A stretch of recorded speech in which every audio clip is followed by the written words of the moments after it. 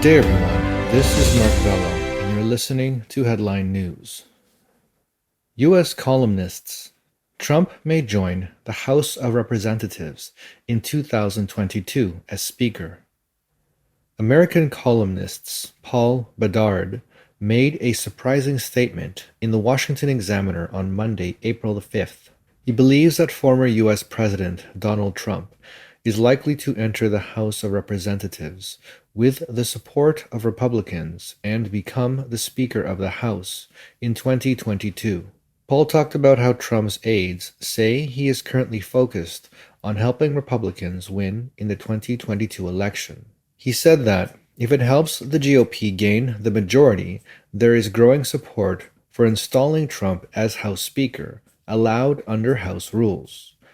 Paul also said that because of the unwavering support of Trump fans for the former president, his tremendous appeal and favorability among voters make him the most suitable candidate for Speaker of the U.S. House of Representatives.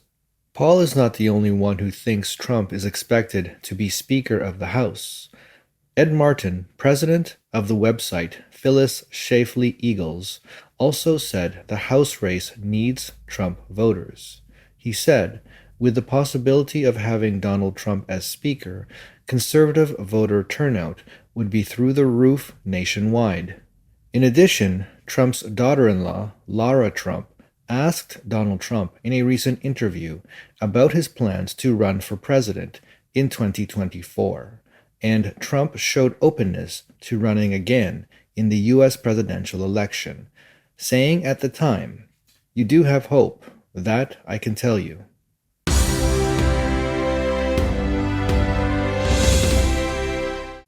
Texas governor refuses to attend MLB ceremony in opposition to boycott of election reform.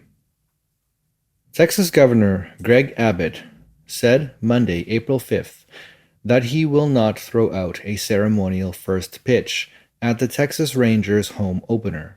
The move follows Major League Baseball's MLB decision to move the All-Star Game out of Atlanta against a new voting law in Georgia that requires voter ID checks.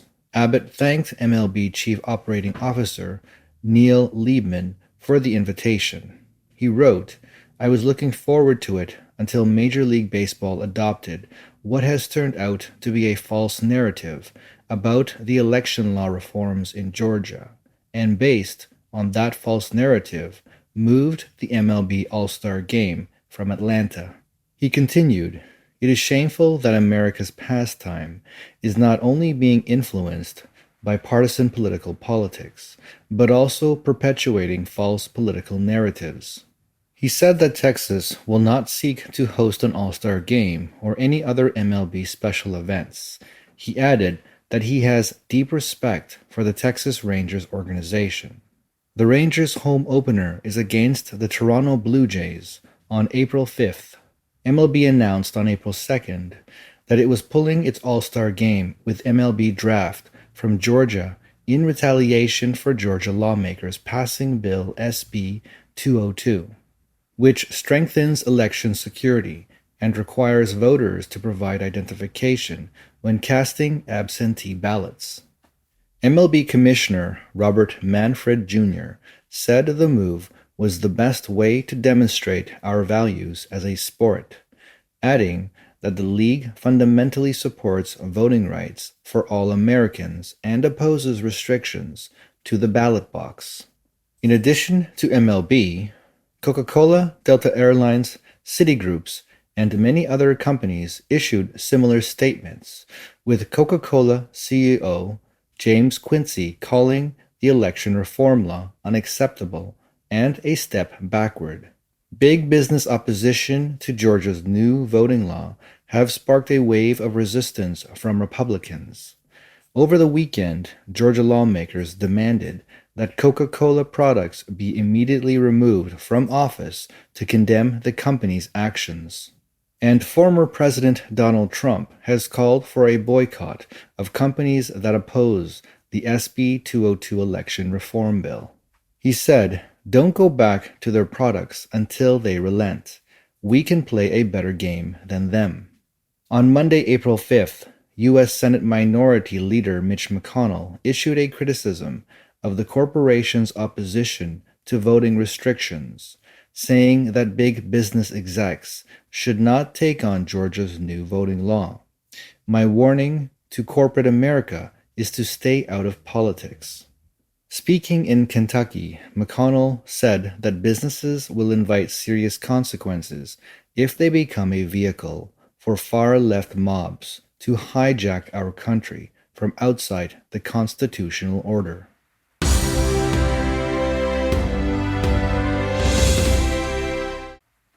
The U.S. Army confirmed Roosevelt aircraft-shipped strike group entered South China Sea on the 4th.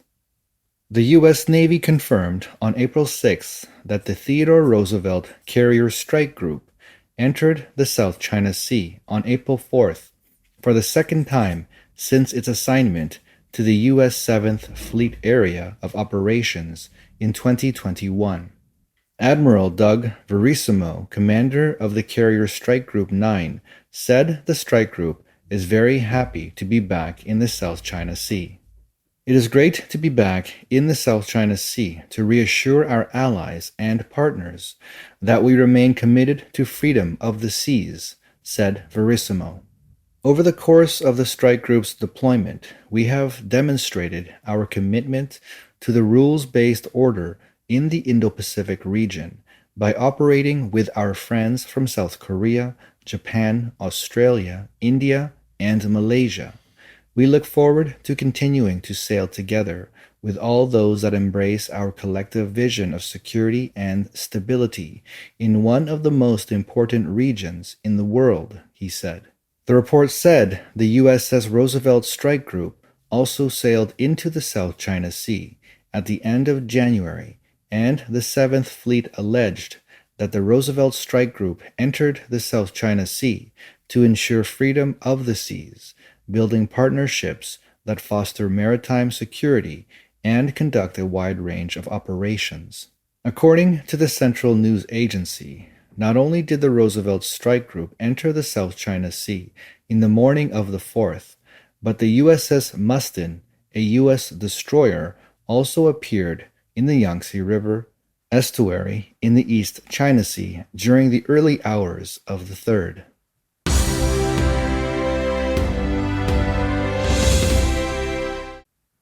North Korea announced that it will not participate in the 2020 Tokyo Olympics Organizing Committee, may be politically motivated.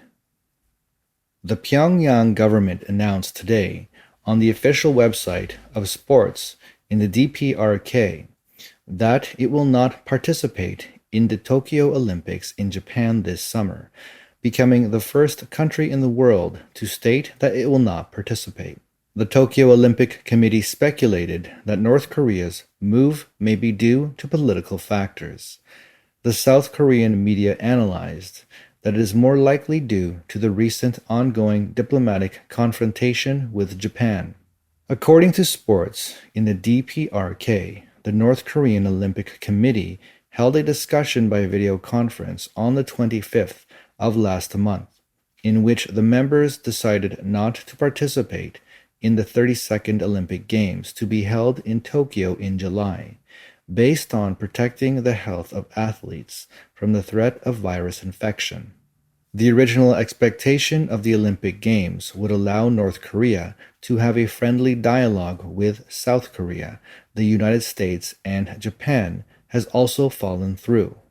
The newspaper also pointed out that when Kim Yo-jong attended the 2018 Winter Olympics in Pyeongchang, South Korea, she received considerable attention from all walks of life. This time, Japan expects Kim Yo-jong's visit to Japan to bring the same effect, but there is still a certain risk of infection from foreign entry. When North Korea test-fired 2 ballistic missiles toward the Sea of Japan on the first day of the Olympic flame relay last month, Japanese Prime Minister Yoshihide Suga strongly condemned and protested, calling it unacceptable. As for North Korean leader Kim Jong-un's sister Kim Yo-jong's possible visit to Japan during the Tokyo Olympics, Suga said he will be open to all possibilities and respond accordingly regarding the concern of abducted Japanese citizens.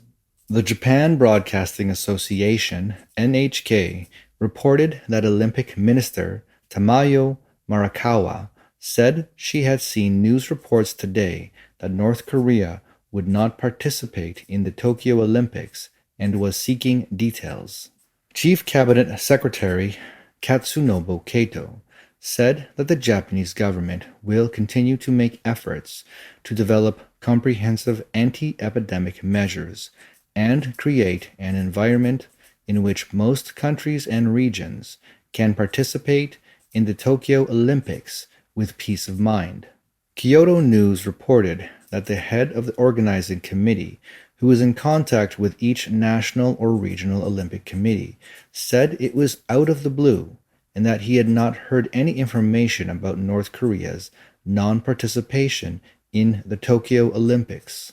An unnamed organizing committee official said that although he did not have the relevant information to comment on the matter, North Korea may be not participating in the Tokyo Olympics for political reasons. If it is really using sports for political purposes, it may be a nasty move. Yonhap News Agency reported that the DPRK's Olympic Committee held a general meeting on March 25th to discuss the summary of last year's work and the guidelines for this year, but did not mention the decision not to participate in this year's Tokyo Olympics. The temporary announcement today was ostensibly made on the grounds of epidemic prevention, but it is possible that it was influenced by the recent ongoing confrontation with Japan. This concludes today's broadcast. Thank you for your time, and stay tuned for the next headline news.